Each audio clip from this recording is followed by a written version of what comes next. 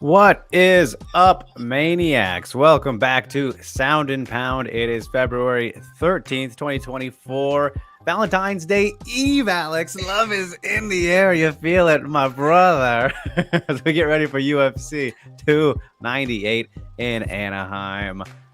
Featherweight title on the line. Should be a good one. We'll be talking all about that. We are your hosts, Drake Riggs and Alex Bahunin, as always, bringing you the wild and wackiness in MMA. And there's always something going on. So, Alex, how are things? How was the weekend in the old Apex? Ready to get out and get into an actual arena? All right. Yeah, it was a rough Saturday for sure. I mean, especially like going from a pretty lackluster power slap card to a lackluster UFC event. Lackluster power slap. Wow. So it was just like it was just not banger after not banger. Not banger. Jake Foley is here. What is up, sir? What makes a power slap card good, Alex? Please enlighten me on that. The fucking knockout, like there was knockouts, just like straight There weren't any knockouts. this time. There was like two, and then a bunch of them. There was a couple knockouts, but then they were like disqualifications because of the shit. It was just sloppy. Messy. Yeah, it was just messy. It just Strickland versus MGK was the main event. fucking basically, and Tom Brady being there and Travis Scott being there, like that was the fucking coolest thing about it. But how sad is it that all those people were there and not at the UFC event? Dude, I know that's what I was kind of thinking about. Like Elon Musk, like that was like a talking point that Elon Musk was going to show up to the Apex, and this motherfucker like probably brought up the phone and was like, "What the fuck is this? I'm out in the fuck no." I thought this was next week's card. Yeah, he looked at this card like, "Yeah, I'm going to go to a random Super Bowl party. Fuck this." Right? Yeah, exactly. My goodness, absolute scenes this weekend in Las Vegas, that is for sure.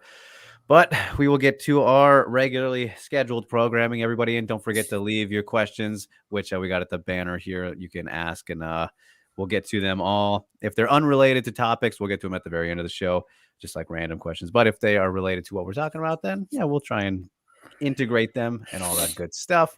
Don't forget to hit like, share, subscribe, do all that good stuff to MMA Mania's channels. And of course, you can do it on our own personal ones as well. But Alex, let's kick things off, of course, as we do with the maniacal moment of the week, which this week, honestly, I was thinking about it, last night when I organized the show and set it up like this and everything. I don't know if I could really pick one inside the cage. Like if I had to, I guess I'd go with Danny Ige. That was a fantastic knockout, rightful performance of the night. Bonus 50K, living up to that nickname beautifully. I don't know. I feel like the biggest moment or the maniacal madness of the week has just been still no 300, still no UFC 300. The McGregor Chandler return pushing back to fall. Like these are bigger things, talking wise, obviously. But inside the cage, if I had to do separate in each of them, I guess I'd go with Dan Ige. That was, brilliant stuff. I didn't quite expect something that clean out of him. I thought he would win, but yeah, we're still waiting on UFC 300, and Dana's like podcast appearances and whatnot made it more of like, what the hell is going on? So, what are yours? Those are mine. Yeah, those are fantastic choices. Thank you. I mean, I was gonna go with Pie for losing. He was. I mean, the most hyped up fighter since a Dana hyped up fighter since like O'Malley, right? And he was all over, bro. He had like 50 people that he brought to fight week, and then like 100 people at the Apex. Like they allowed him to bring a bunch of people in, loaded. Yeah, poor Charles Johnson. And then Dana White isn't there the entire night. He sits cage side. I've never seen him leave a fucking fight so fast. Wow. But yeah, I mean, it was just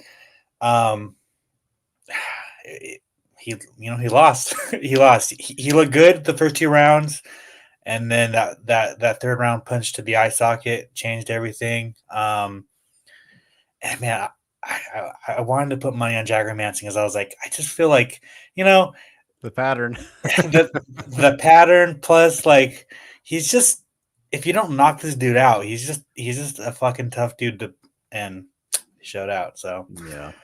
it's what it is. Yeah. So I saw only the first 2 rounds because I was trying to dip to make it to see American Fiction in the theater. So I was like, all right, I see that this is going to be a decision and not a very good one. But I thought he won those first 2 rounds and was looking good. But you mentioned the punch right there. And I saw people say he slowed down a lot. Was that kind of how it went? He just faded?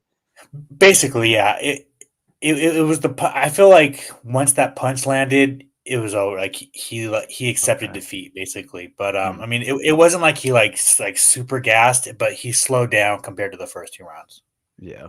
Because I remember turning it back on, peeking in. And at the very end of the fight, he was like on his back. So that's not a very great indicator. But like, all right, obviously the tide turned here. So yeah, that's dare we say fraud check? I saw people saying that. Is this applicable here?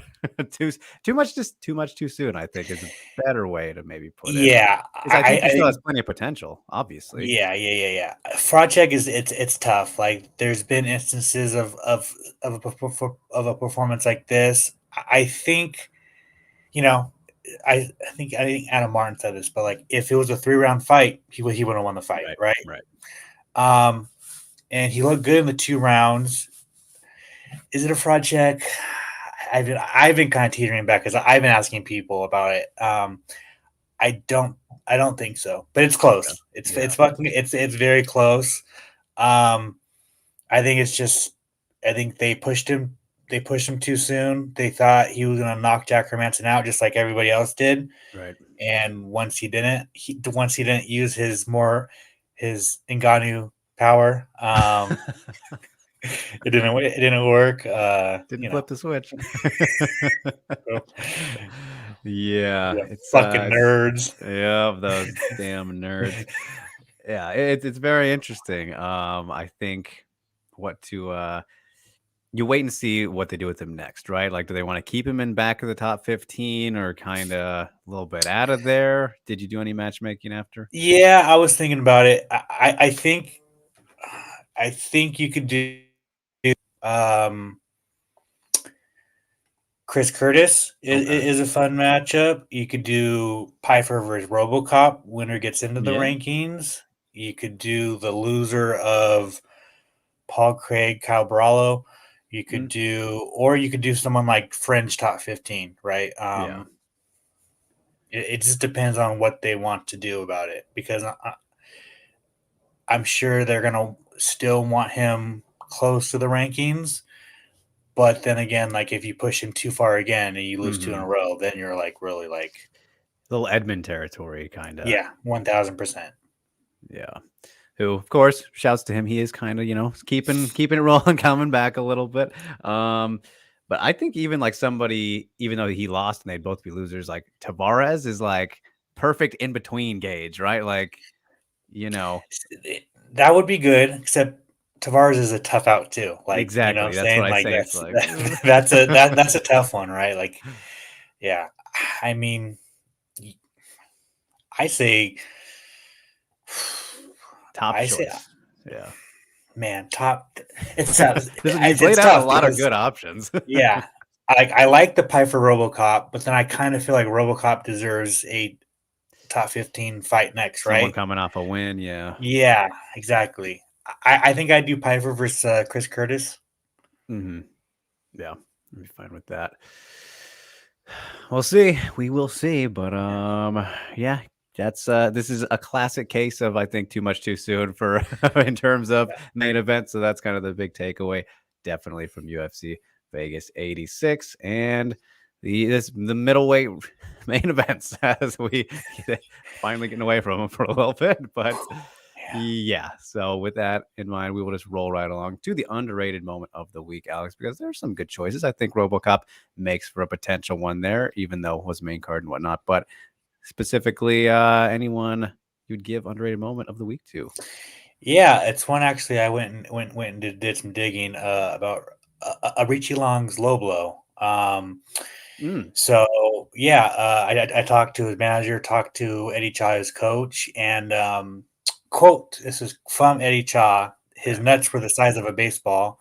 the kick went underneath his tie cup, and that's what did it. So, and Ow.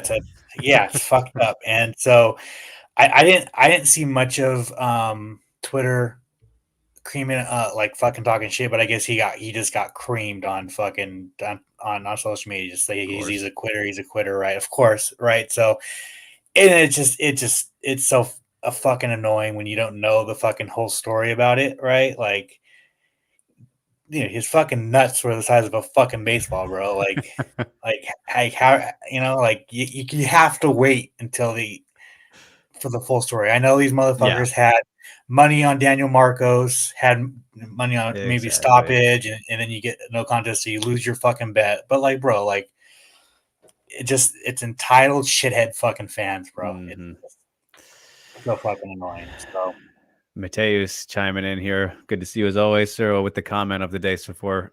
Growing kicks like that should earn an extra 10K for the victim, not the guy who did it, or the victim. I agree. Yeah, that's, oh man, that's definitely would be nice to soften the blow a little bit. Yeah. Oh goodness. But hopefully he turns out okay and no long lasting damage there. But for my underrated moment of the week, I think I was going back and forth between kind of RoboCop and this one, but I think I'm going to lean this one because a little more overshadowed, maybe just because it was a prelim. But Carlos Praches, I mean, that knockout on Trevin Giles was pretty chef's kiss. I don't know if I want to give it a full, but I'll give it a halfway, a light one. It was good. And, Trevin Giles, I thought he was looking pretty good, early on there. And then just kind of out of nowhere, boom, lights out. Dunzo. Don't see him get knocked out too often. That was only his third knockout loss. Pretty durable guy. And for Praches to put him away like that, it's like, goddamn, that guy, when he connects, he really connects. So can be one to watch out for after a good win like that. How about my guy Hyder Mill? I told you he's fun to watch. So I missed that one. You motherfucker. But he looked good. A solid performance. Yeah. He beat the fuck out of Fernie Garcia, 1000%. And he did it and then like Gilbert Melendez, just balls to the wall. Okay. Fun. So and I'm fucking pissed off that you missed that fight. What the fuck? I was so funny story here. I was washing my truck because the night before I was hanging out with a bunch of buddies, and I had to wash all the blood off my truck because didn't kill anybody, didn't hit anybody. But one of my friends, he got real fucked up and he fell and like busted up his hand at night and then was like touching all over my truck, and inside it looked like I killed somebody. I was like, bro, what is wrong with you? Yeah, I'm gonna call the fucking. I'm gonna call the authorities. Yeah, I'm gonna call the fucking Portland police. Yeah, we haven't seen him since. I don't know where he went. So I had to do that. And then also I was actually doing some work on the next big story I'm planning on releasing next week. So shameless plug for that one. But yes, with that in mind, we'll keep rolling along here. We'll get to UFC 298, the good stuff, which is where we inject it all. Mania mainline, Alex. Lots to choose from. Of course, we will do our predictions for the big ones at the top. But what tickles your fancy the most out of everything else this week? Doesn't just have to be 298, but of course, that's the big one. Yeah, I mean, obviously, there's some very fun fights on the main card, especially like there's like a lot of storylines that are there. I mean, how can we not talk about Oban Elliott, friend of the podcast? Right, yes. Danny Barlow versus Josh Quinlan. I think I'm going to save that for prospects. But I think, I like Fluffy Hernandez versus Roman Kopylov because it's a wrestler versus striker matchup, like straight out of fucking UFC 1. But I mean, what about Merab and Henry, right? Like that's my pick. I'm just going to tell you. All right, fine. I'll let you talk about that. I guess then man, it's got to be Jeff Neal versus Ian Gary, right? Just because of all the fucking just trash talk prior to this fight because they were booked, and then it's a good you know gauge for Gary too. Yeah, 1,000 dude. Jeff Neal is a tough fight for Ian Gary, and I think if Ian Gary goes out there, if he just goes out there and beats Jeff Neal, like that's a very, very good right. win. But if he goes out there and finishes Jeff Neal, then it's like, okay, Ian Gary's for real. Like Yeah, he's him. You know what I'm saying? Like yeah, yeah. he's one of these welterweights that's gonna be at the top Hanging for around. 1,000%. So it's a perfect gauge, and I mean, I can't wait for all of this week's festivities. I'll be Oh there for the boy. press conference. I'll be there for the ceremony weigh-ins. I think it's going to get pretty heated during the press conference. Yeah, so it's interesting. Yeah, I'm expecting definitely some really nonsensical banter between Cejudo and Gary. Just like random, he's gonna throw a random jab at him for Yeah, like just because he does that. But yeah, I agree. I think that Gary has already proven he's the real deal. But like you said, if he can finish Neil or something like that, like all right, that's next level proving yourself for sure. So yeah, yeah, we yeah. If he goes out there and finishes Jeff Neal, he's like a fight away from a yeah. title shot. Like he'd be lined him up for like a number one contender fight. Like he's right there. Yeah. Absolutely going to be a good one there. And it's kind of more fun too, since they have already prepared for each other a little bit extra compared to what people normally do. But yeah, for me, Marab versus Henry's the one, just like from basically just from that pure wrestling standpoint. Like, man, something's got to give. It's just the Olympic wrestler versus the just machine kind of nonstop kind of The guy. Georgian wrestling. Georgian wrestling. It's like the Olympics in a cage, pretty much. So that's gonna be fascinating. I cannot wait to USA see wrestling, baby. USA wrestling. But I think the biggest thing about the matchup is really Henry should try to wrestle defensively and not try like negate those exchanges because he's I think I'd say pretty clearly the better striker. Like especially tactically, he sets up obviously his game plans brilliantly. Depending on how things go without Coach Capitan, which has been a big talking point this past week as well. Still not sure if it's real, but I don't know what the point of faking that would be, right? Like just to throw Marab off. I don't know. If you guys don't know what I'm talking about, he kind of fired Eric Albertine on the countdown, which So weird. is very, very weird. That's the Just, best way to put it. But fight's amazing. The it's matchup's got to be amazing. fake. It's got to be fake, right? Like you just don't do that on like. It's got to be fake, or it's got to be like a like. It doesn't make sense, right? Like No, that's it, the it thing. makes it makes zero sense. His longtime coach, and then you Yeah. do it on embedded. Just what? Yeah. It's very, very odd. I don't understand. But either way, yeah, the fight's amazing. Henry teasing that another loss could probably be it for him. So I would think he's gonna come in even better here. Like this, it's a very, very it's one of the best matchups I think at bantamweight, really. I mean, it's just gonna be interesting like, if Marab can take Henry down. Like Right. that's it, right? We saw I Aljo took think him the down once size or twice. helped. Yeah, helped a lot with that though, really.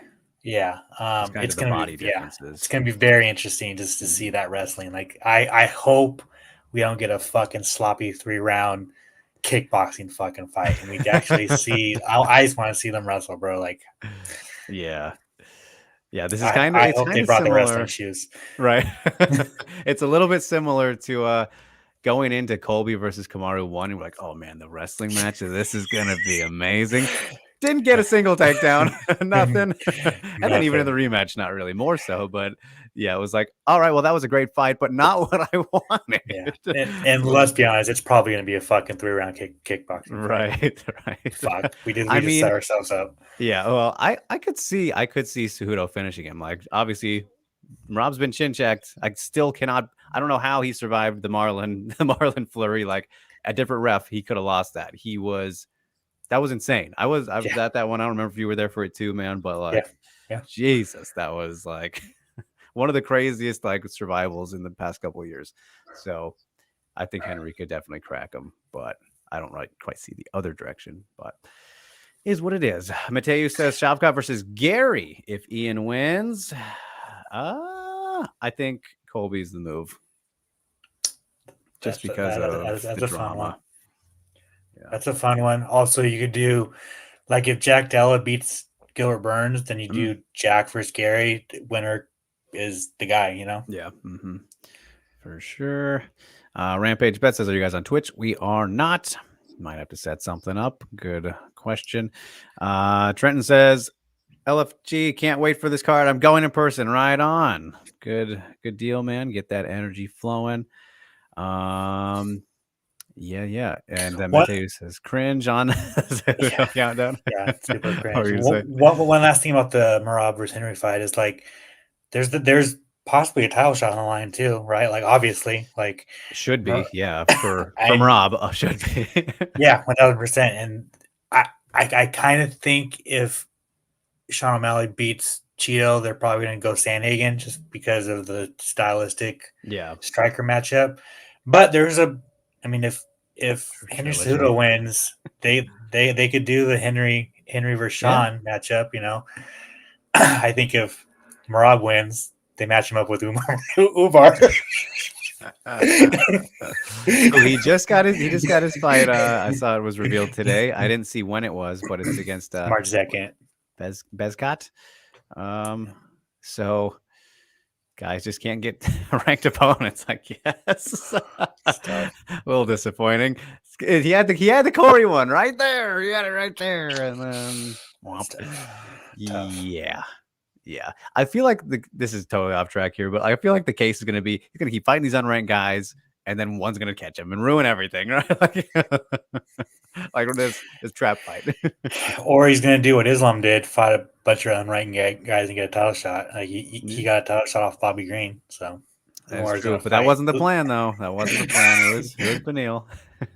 Umar is going to fight like some fucking contender series guy and get a fucking title shot. You never know. You really never know. But all right, let's talk about the co-main and the main event now. The big one's the top UFC 298. We'll start off with the second to last fight, middleweights. It's all about the middleweights in 2024. Robert Whittaker, Paulo Costa. So far happened. We've made it to fight week. Costa gonna show up. What's the feel, Alex? How are we predicting this is going down? I mean, I just feel like there's no way Robert Whittaker loses this. But then again, I said the exact same thing about Drakus. 1000%. 1000% I said a 0% chance. 0% chance. How dare you? 0% chance. So like am I fucking playing with fire? It's really gonna say like, if Paulo does beat Robert, like that's gonna be like, of course all the conversation like is Rob too much mileage? I just don't see a way that this fight goes without Robert Whittaker being Robert Whittaker and just outpointing him, kind of outclassing him in a sense. Right. But Paulo Costa, man, he's just if he's on, when he's on, and he just marches you down. Like I don't know, it's a very fun fight, but I just think Robert Whittaker is just gonna do his thing and basically fuck up Paulo Costa for 3 rounds. I mean, that's the thing is like Robert Whittaker is undeniably the better fighter. Like overall, like this is not anything crazy to say. We know this. We've seen this. You could just look at their careers as a whole, and even the last fight. Like, I don't think he was looking terrible, especially in the first round. And he seems to have really kind of the thing that he's mentioned a lot from just interviews I've seen from him or him talking on his podcast since then is that he's really being self-aware and admitting that he overlooked Drakus and he doesn't want to do that with anybody ever again. So he's been like really approaching this one with the mindset of he's going to get that undefeated version of Costa who was knocking out everybody. Maybe not the greatest opponents on the way there, but he was putting people away. Robert Whittaker, notoriously very durable. Of course, maybe the chin's cracking a little bit as time's gone on, just from that accumulation of damage. Of course, we know those Romero wars took years off his life, as they would with anybody. But still, I think he's just going to be too elusive, too evasive. His defensive striking is too good to really get hit with anything too wild. Like, he's going to have to really take some risks to get caught.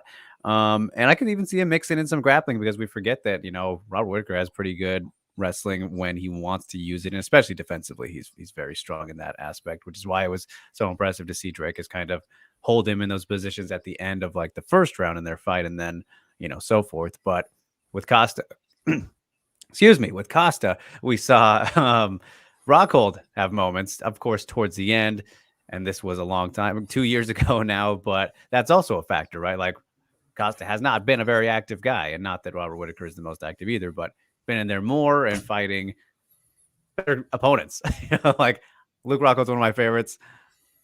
That wasn't the best version of him, and he still did pretty well, like a Rockhold and Dominic Cruz fan. Whew, yep, man. you know it.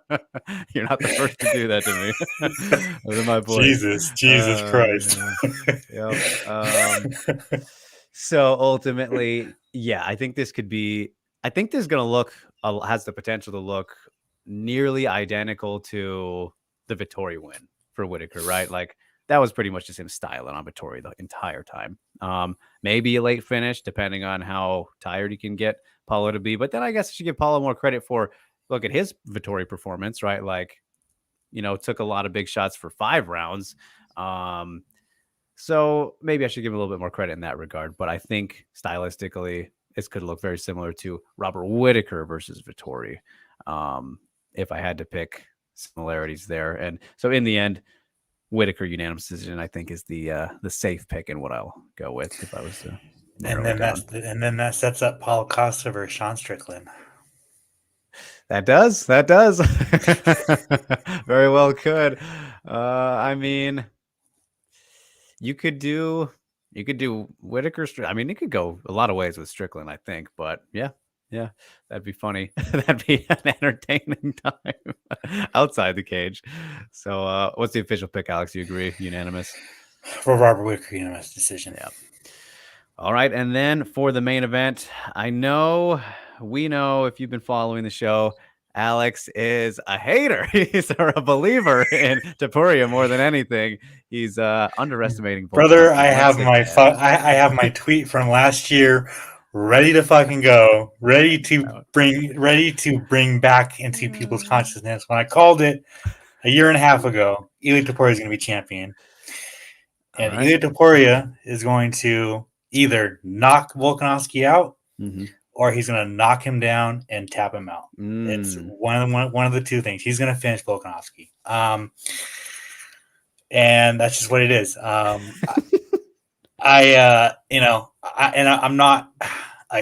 not really basing this off of the knockout of Islam. I think, let's see, what's that? No, December. No, that was October. But yeah, October.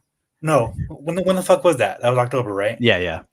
So November, December, January, February. So 4 months. I'm not basing that anything off of the knockout. I just think Ilia Topuria is that guy. I think he's immensely talented. His grappling is better than Volkanovski. And with that being said, like, he's got power. His boxing is crisp. I could very well eat my words, and I'm preparing for that, just because I know how good Volkanovski is, man. It's probably, it's either going to go my way, where he finished Volkanovski and everybody says, oh, Volkanovski fucking sucks and he's never been that good, or it's going to be outclassing and Volkanovski will be like, we all forgot how good he is. But I just tend to lean Topuria is that guy. He's the next superstar. He's the next international superstar. He's gonna finish. He's gonna finish Volkanovski. Which round? Round within 3, I'm assuming. Round 3. Oh. No, round 2. Round 2. All right. Okay. Well, we lost Trenton. He says he doesn't like the show anymore. He's a Volkanovski fan. So sorry there, pal. But don't worry. I'll bring you back here in a moment here. Mateo says fourth fight in a year for Volk. Izzy and Gilbert Burns fighting 4 times showed it catches up to Puri as a stud, and I have him winning as well. Seems like Spain is having an MMA moment. That is true. I mean, so that's the thing, right? Is like Tapuria, again, one of those guys who's very visibly super talented, undefeated for a reason, like proved people wrong for the most part. I think on the build up until about maybe like right at the Bryce Mitchell fight. I don't know if I want to say after or before, but it was like right around there. We're like, all right, this guy, yeah. People just forgot that like he was a good grappler and all that kind of stuff, myself included. He's legit. I think he will be champion, but it ain't coming this week. It ain't coming this week. All right. He is super talented, super confident, which is one of like his biggest elements. It has been leading up to this fight. I just, we've gotten to that point where you can't doubt Volk anymore. And I get why you're doing it, because at least I'm happy you said, Alex, you've disregarded kind of the last fight, because I think people really should not look at that as closely, because like all the factors around it are just way not fair to include. We got the short notice, we got Islam, we got lightweight, like all these things that really don't apply whatsoever to this matchup, featherweight. And Volk looks fucking ripped, shredded, as great as ever. If you've seen him ahead of this fight, he's determined to kind of wipe the stank off, which makes sense. His first finish loss in the UFC. Continue to remind people all these things, break this kind of not age curse or streak or whatever, but the record of 1-20 or something insane like that in UFC history. I saw Aaron Bronstetter, shout out to him. I think it's 2-20. I think Tyron Woodley did it twice. Okay, so there you have it. But I do agree with kind of some of those things you said, though, about like it could go either these certain ways, where I think we're gonna get a just complete masterclass from one of these guys. Right. Somebody's getting styled on, or we get like a legit fight of the year, just insane fight, which that's of course the one I hope for, because that's the most fun for everybody. And I think that's just the question, is when we'll see real quick where Tapuri is at, like if he is ready for this level, which I've seen that's been a thing Volk has said too, like kind of questioning that, because I guess it's kind of like Emmett and then the rest a little bit in terms of his competition. But that was a great performance too, and he looked great throughout. Sure, he didn't finish him. I've seen that be a knock as well, but we know he's got knockout power, and he beat the shit out of Emmett anyways and was pretty close at times, multiple times. Like, I don't know if that's as much of a knock as people have mentioned it to be. Not Volkanovski specifically, but we know he's got power. We know he's a finisher.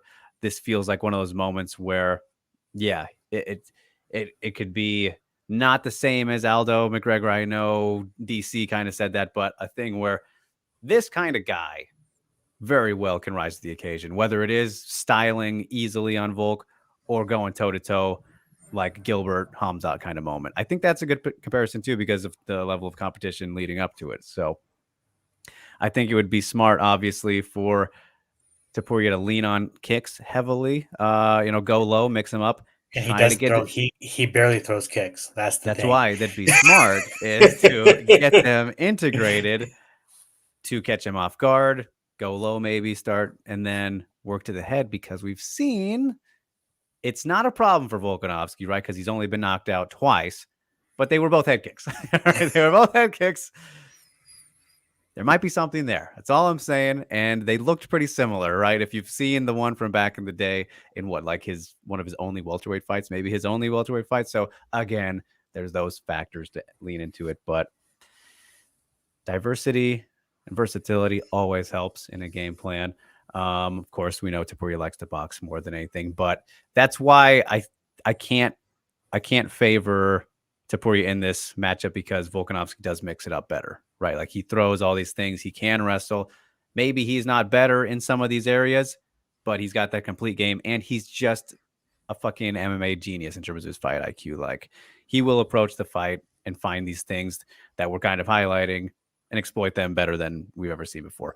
That's pretty much just look at the Yair fight, right? Like similar narratives. Even though people thought he won the first fight and all that, but a motivated Volk who has a chip on his shoulder, it's a bad motherfucker. He's an all-time great for a reason. Still gets completely disrespected, as we've seen in these moments. He's the favorite in this fight, but not as big as maybe he should be, which is maybe more of a belief and respect for Topuria type of thing. But in the end, I can't go against him anymore. Since like the Ortega fight, maybe the second Max one, I was betting against him the entire time.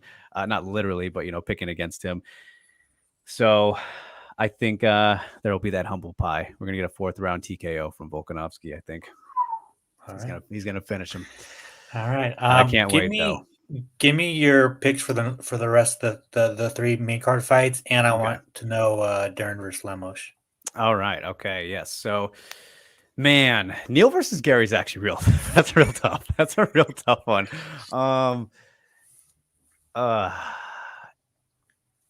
I speaking of what I just said about Volk, I was kind of that way with Gary until maybe the Daniel Rodriguez one when he finished D-Rod. I was like, oh damn, like D-Rod's not the greatest or anything like that, but I know, Alex, you've hyped up his boxing a lot, argued he's one of the best out there, ends up putting him away.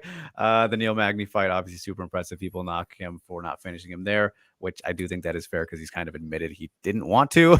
So there's that. Jeff Neal hits so fucking hard, and he's just very tough. And what only the Shavkat finish is all he's been finished by, right?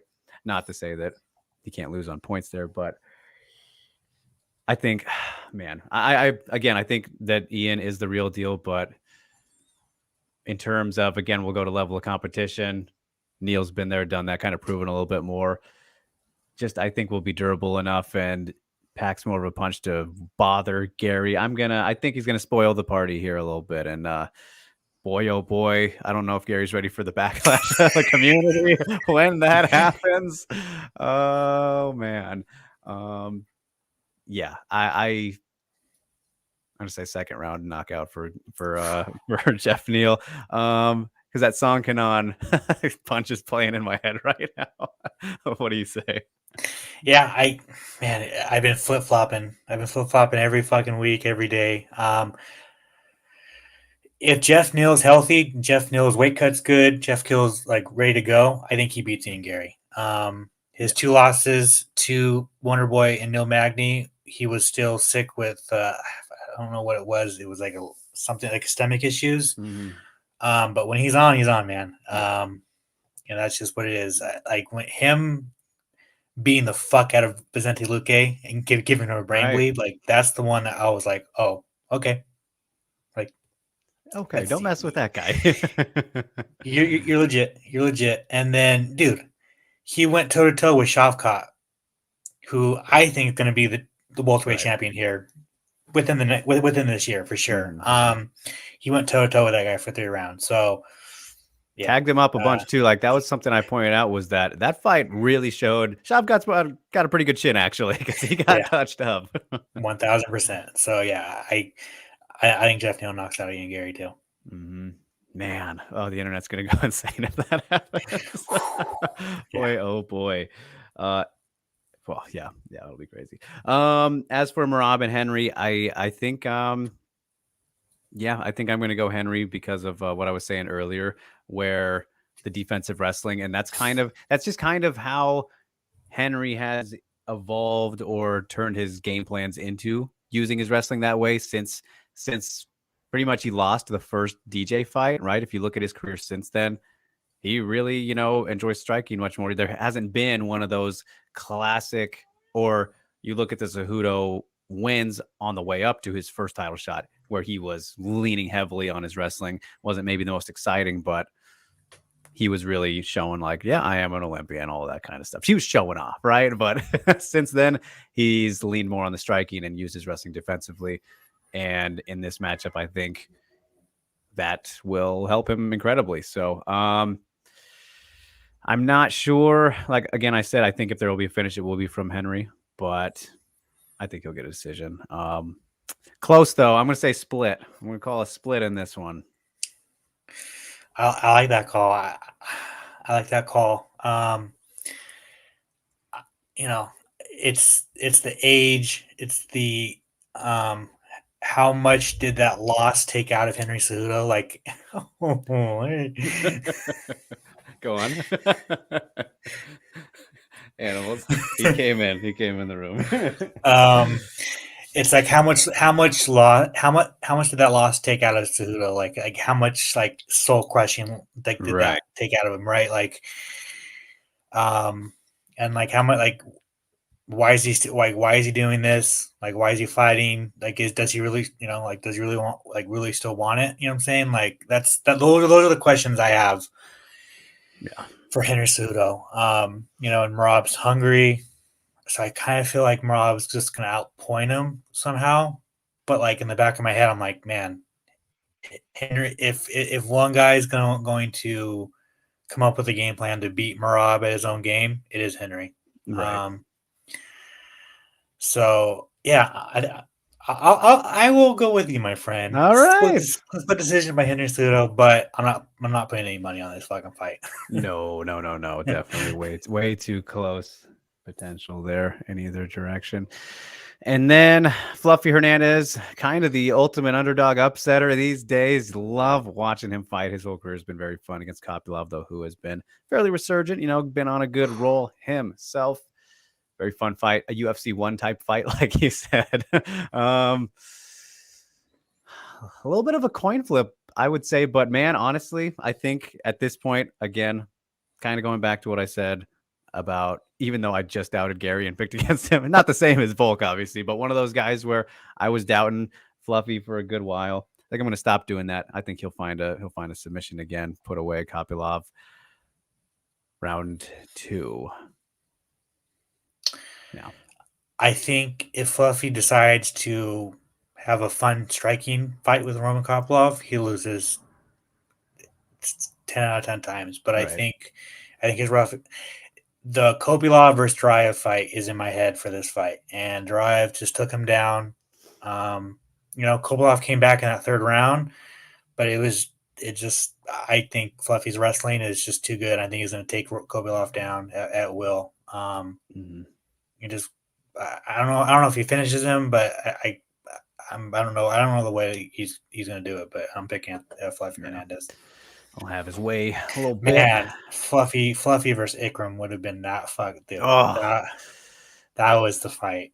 Hopefully we can still the path will lead there in some direction. But all right, then close it out with Lemos versus Dern. Woo! This is a tough one for Mackie D. I think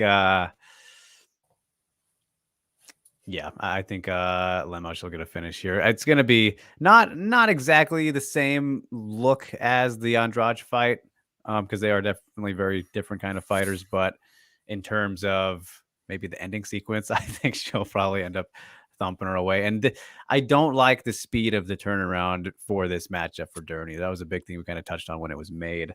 So yeah, I just think Amanda Lemos, even though her last performance, against Whaley wasn't very good, she still managed to. She can land that right hand on anybody. She tagged Whaley maybe once or twice, only 2 shots in the fight, but she still connects with Dern. That's a whole lot easier than landing on Whaley for anybody. So, yeah, I think this is first or second. Should be pretty comfortable for Lemos, unless Mackenzie, has some crazy improvements that she can throw at us in the short time. But I just can't. I can't buy into that. That's just no. Yeah, until she does a whole year with the wrestling training with a wrestling training camp, she's not going to beat a high level power puncher like Lemos or Andrade or And I need to go back and watch Lemos's like a couple fights because do you even have any idea like when the first takedown was landed against Weili Zhang? Like when did Weili land a takedown? I believe. I think it was the first round, unless that was like a fall, like it did just technicality there, but it definitely would have did ground, pretty quickly.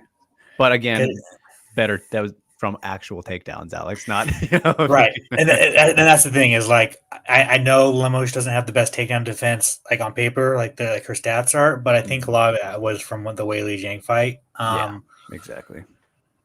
And I just don't like Mackenzie Dern's not going to get Amanda Lemos down unless like she does like that like little crazy cage trip that she does sometimes, or the Lemos pull comes down. in, yeah, or like Lemos like trips while trying to fucking take her head off. Like, yes, yeah. I just don't see a way Mackenzie Dern wins. You know, obviously unless she taps her out, right? But I just think she's probably going to get fucking put out. Yeah. And for clarity's sake, I knew somebody would mention it, but yeah, Weili in the first 35 seconds as James. I thought it was no good, shit. Yeah, she went straight to that well. Yeah, and I mean the thing is, like, that fight definitely clouds kind of that entire judgment of Lemos' game, because she does have like grappling abilities. She just got real shut down in that one. So yeah, it's gonna be. I mean, I don't like what's gonna be Mackenzie's game plan. Like that's the like, what is she doing? You know, yeah, it's don't know. We wish her the best of luck, but it's a tough turnaround. So that is UFC 298, you guys. And we will head on over to Spotlightville. From there, maybe touch on some of the fighters still competing. You said you were going to save somebody, Alex. I forgot who it was. So take it away. Danny Barlow. He's one of those fighters. I like to highlight must-watch fighters, really fun fighters to watch. And he's one of them, man. His striking is very fun. And he's fighting someone in Josh Quinlan who is going to bring the fight to him. He's going to stand and bang with him. So this fight's not going 3 rounds. It might not even get to the second round. It's going to be a fun striking matchup. Barlow's at a law MMA. It's a growing gym, and they do some good things over there. So Danny Barlow he's a fun fighter to watch. Of course, I'll throw out Oban Elliott, man. He's a friend of the podcast. Fighting Val Woodburn. Val is going down to welterweight for the first time. And I was surprised at how heavy of a favorite Oban is. He's like minus 235. Yeah, I mean, Oban he has a big personality and a big fight style to match that personality. So it should be a fun one. So those are the two prospects. I was looking at regional MMA. There isn't like any shows, like any regional shows that I constantly watch. So I think I'm sticking with UFC this week. All right. Yeah. And I completely forgot to do a full check on the scene as well. So I'm just going to take Miranda Maverick, who's kind of on the cusp there. And shameless plug, I spoke to her before the fight, so I can tie that in. You can check out our conversation, which was great. But yeah, Miranda Maverick, still very young, 26, 27. Been around the flyweight scene for a while, came up in Invicta. Now she's taking on Andrea Lee, who is also in Invicta, but a little bit different speeds there. Miranda Maverick getting back on track since the Jasmine kind of upset there. Yeah, I mean, I feel like I don't have to go too much. This is a cop-out because we've seen enough of Miranda Maverick at this point. Not that she can't still improve, but very well-rounded, but has the Muay Thai as kind of her bread and butter. Consistently working on grappling and takedown defense after the Blanchfield fight, which is something she, noted heavily. You need to step up your fucking Spotlightville, Jake. I know. It's been rough the past 2 weeks, honestly. So you need to step that shit up, bro. I know. I completely forgot this week. But hey, it worked for plugins. So fine. All right. Next week, you guys get better ones out of me. Yeah, Random Maverick. They're opening the card, so there you go. But all right, with that in mind, we will now move along to the movie club, which we got kind of all scrambled this week. Alex, tell the people what happened to you. Yeah, so I watched The Zone of Interest, and I was going to watch American Fiction, but I could not. I bought it on Amazon, but for some reason my Amazon would not play. So, Your Amazon is just broken. Remember when we were watching football? that is true. It was fucking buffering that time. Maybe we need to fucking. I'm gonna sue those motherfuckers. And then so it's $20 on Amazon, and then I went to YouTube. I'm like, fuck, do I want to spend $40 on this fucking movie? Right. So I was like, nah, fuck it. I don't give a shit. I'll watch it next week. Spoiler alert, it's worth it. From what I've heard. So the Zone of Interest, I'm not going to spoil it because you're gonna watch it at some point. I should take the spoilers off for you guys. We're doing no spoilers this week.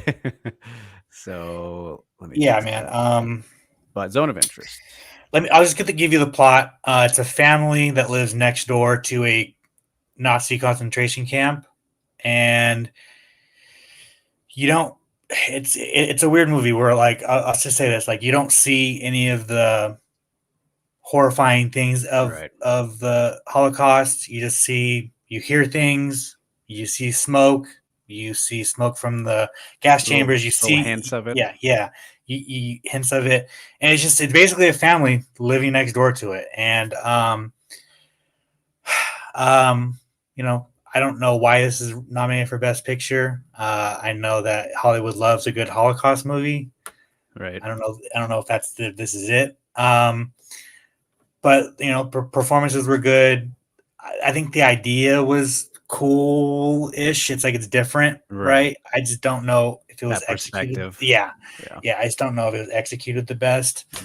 But like, it's a dark movie. It's dark. Yeah. I mean, anytime you're dealing with the Holocaust, it's dark. And then just the kind of this family living next door to it,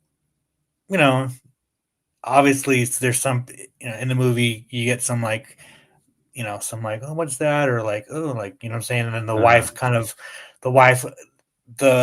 husband is a Nazi soldier and he gets transported to another concentration camp. So there's like that story aspect of it. But like, the wife starts to see things, hear things, everything. So, it's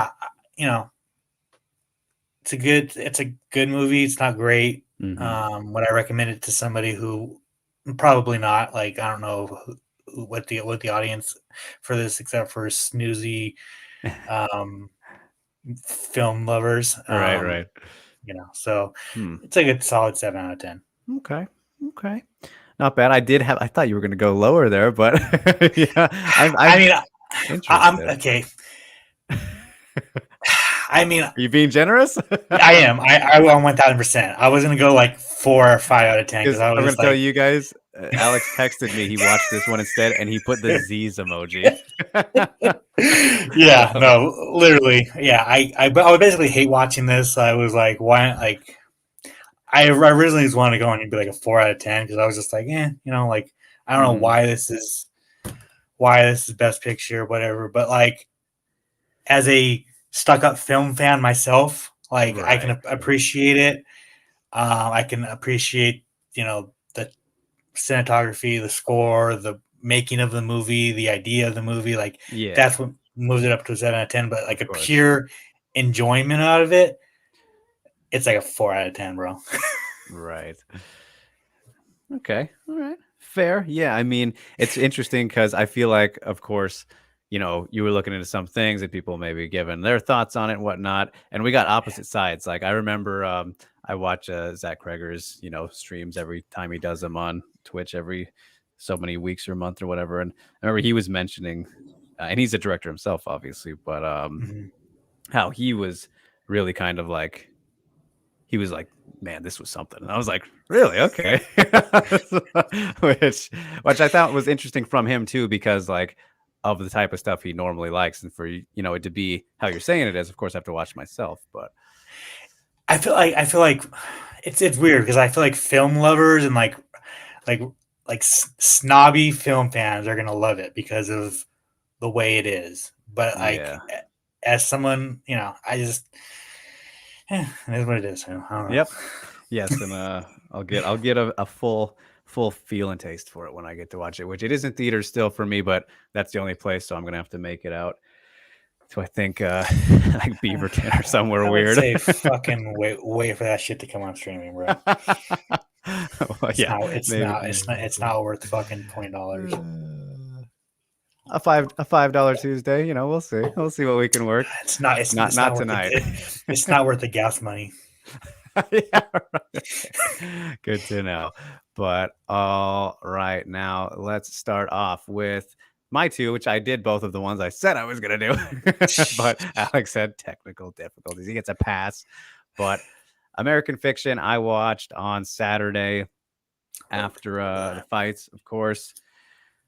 Man, I love this movie, man. It is one of my new all-time favorites right out the gate. It's so perfect, right? Because if you don't know what this movie's about, it's about an author. So immediately there's that writing connection that I know you're going to have as well. And there's a lot of things about it, like the writer's block is touched on. And essentially the story is a writer struggling with selling out and like not wanting to, but then kind of ends up doing it. And this is a position that anybody in media of all types has been involved in. Myself, that was a big thing for me in 2019 when I moved to China.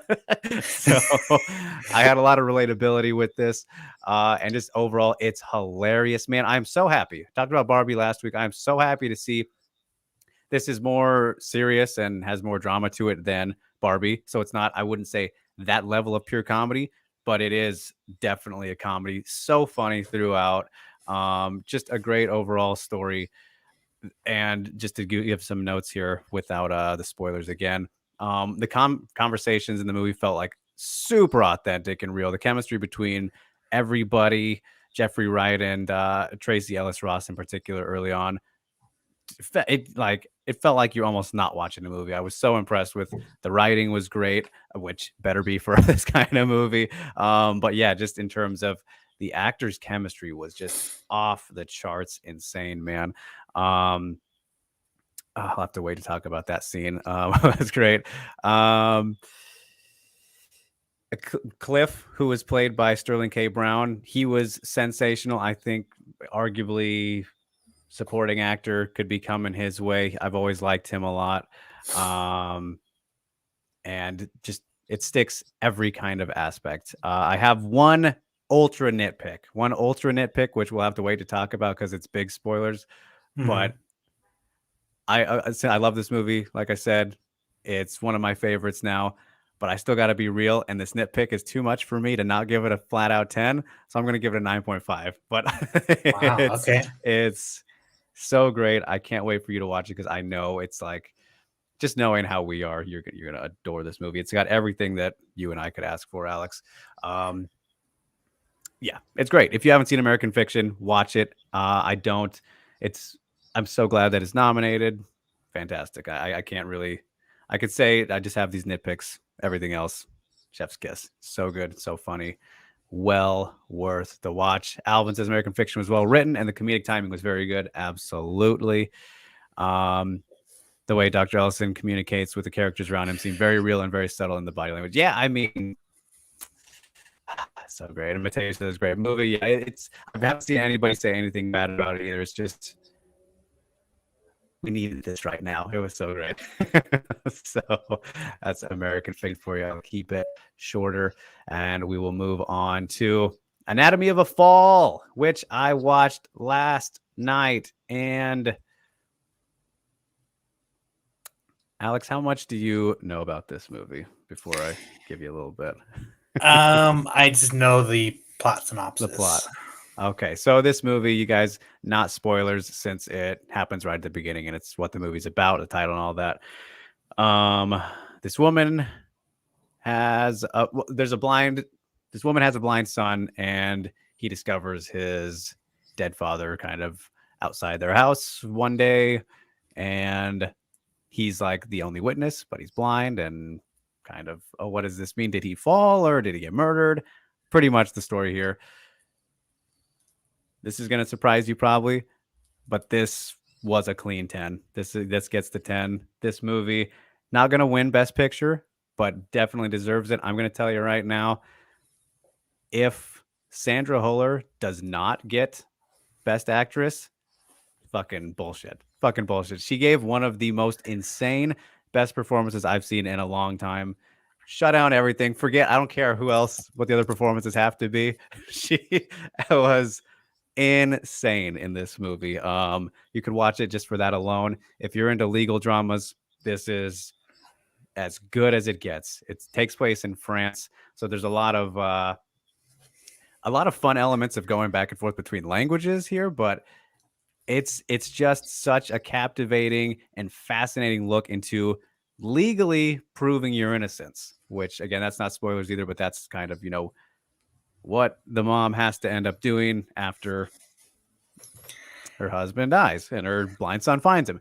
It's fucking amazing, man. This movie was a big surprise, and just I cannot say enough good things about the flawless performance from Sandra Hüller. And a fun little note here. I see you have something ready to say. Jenny Beth was in this movie, and if you don't know who that is, she's a musician. I saw her in October at the Moda Center. She was opening for Queens of the Stone Age. I didn't know who she was. She's very good, and she also did the soundtrack for Ex Machina. And then she was good in this movie too as kind of a side character. But I was like, what the fuck? I saw her a couple months ago. So shouts to Jenny Beth. She's a very talented woman. But yeah, this movie, rightful everything, all the nominations, well deserved. I'm gonna really bitch if Sandra Hüller doesn't win Oscar.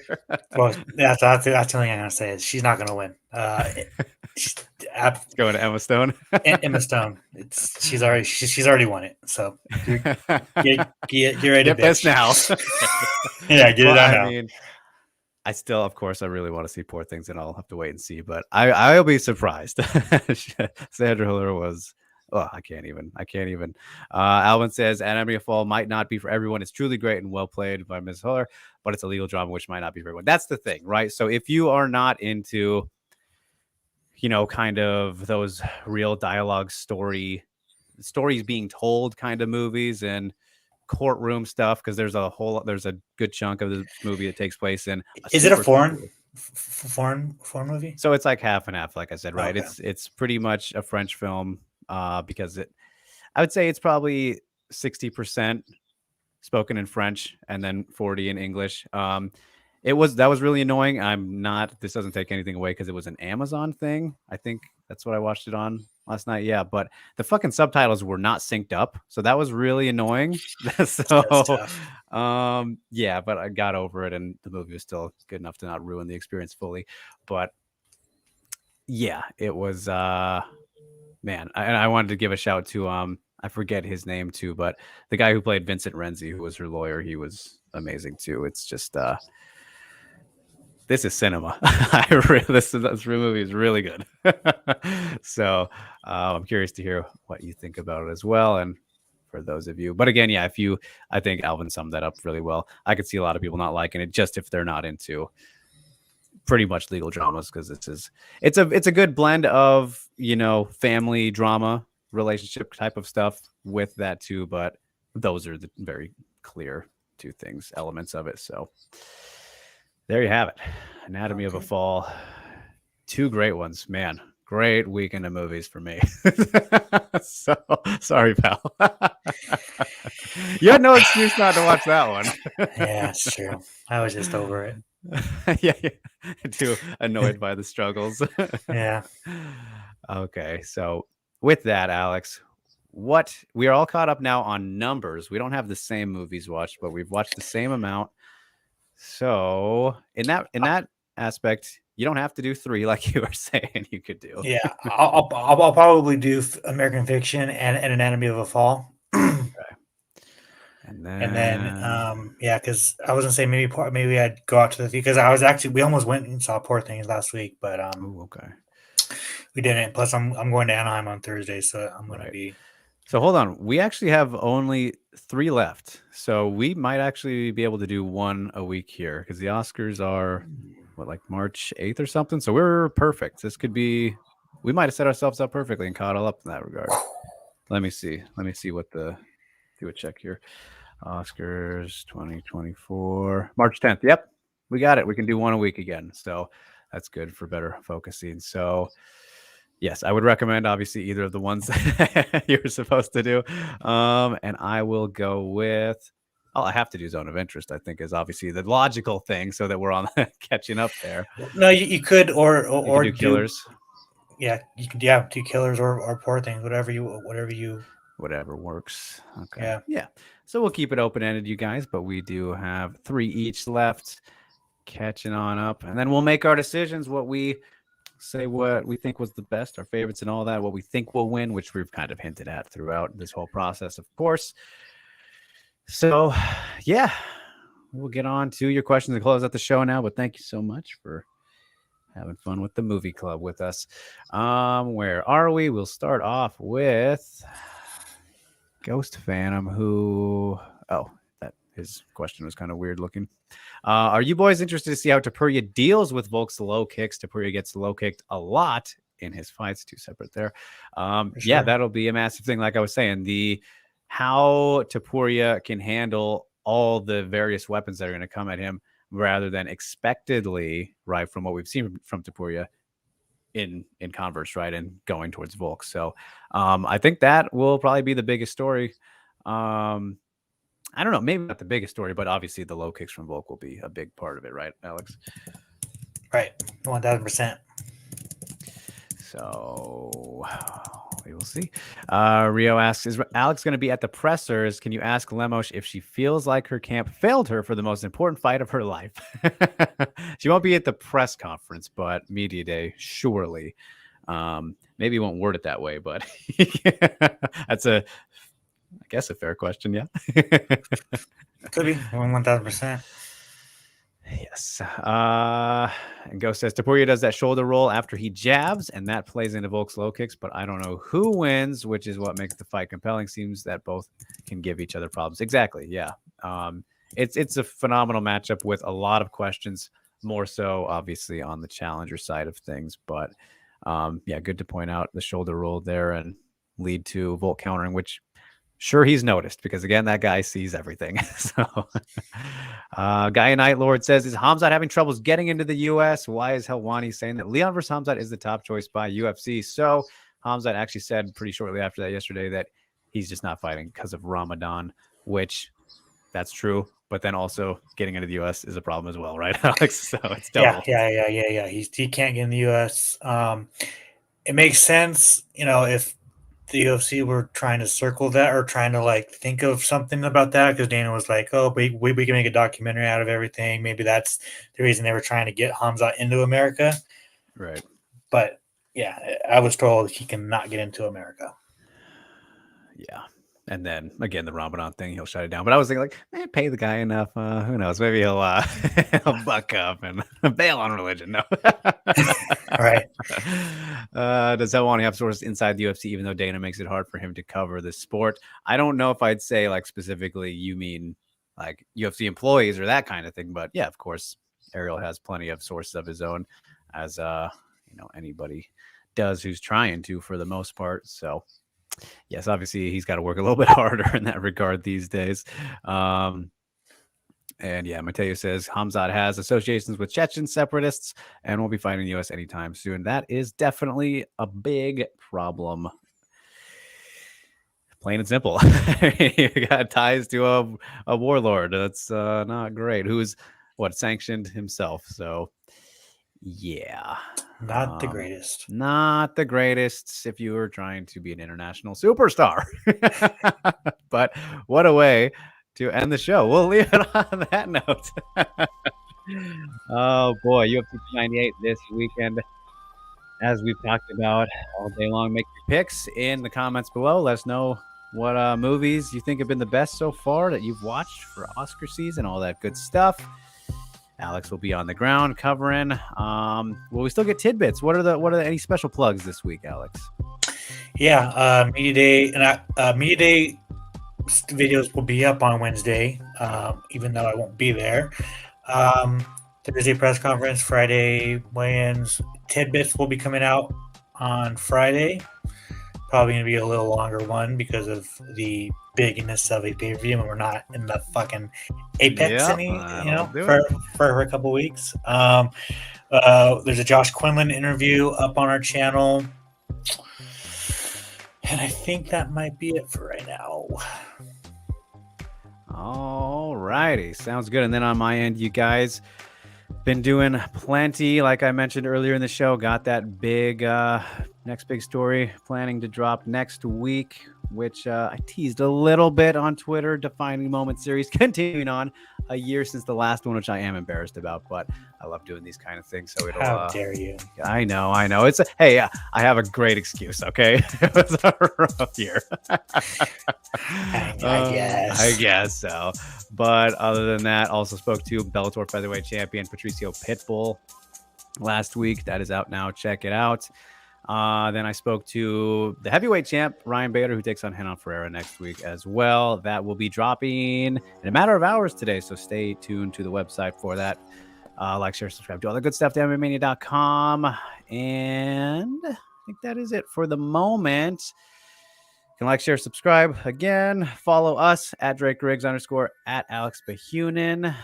And yeah, enjoy the weekend of action, you guys. And we will see you next week, same time, same day, same beautiful faces. Stay safe and stay sane, everybody. Peace.